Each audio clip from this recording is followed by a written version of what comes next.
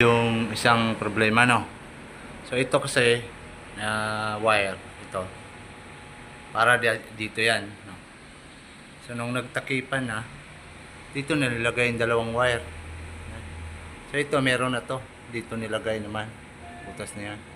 So ito dadalhin natin to doon gamit naman itong tie wire. So nagpasok ako ng GI tie wire punta dito, silipin natin dito.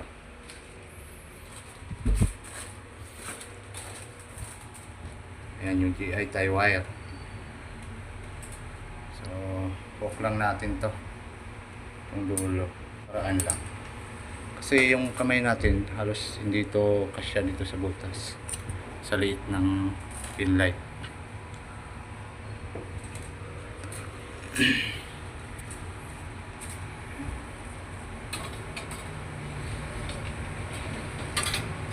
Kamay. Dito.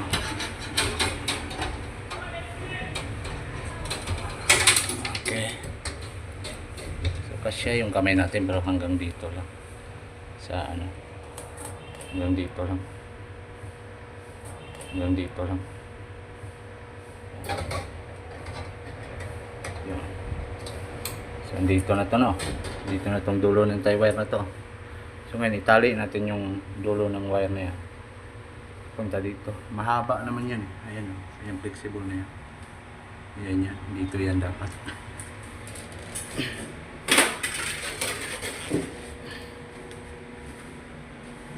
Tala. Dito nga mga idol, ang gagawin ko dito is itong wire natin, itatali ko dun sa dulo ng tie wire para hatakin natin papunta dun sa kabilang dulo, no? Dun sa pinaka butas ng pin light. So doon natin siya dadalhin.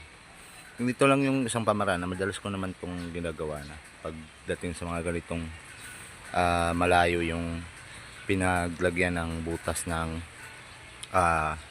wire, no? Or yung abang natin. Gawa nga ay hindi natin na-instructionan yung mga installer. So wala kasi tayo dyan kaya ganyan yung nangyari. Kuha na siya.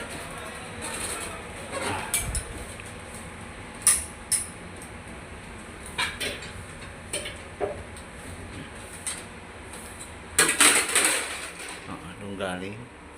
Punta dito. Okay.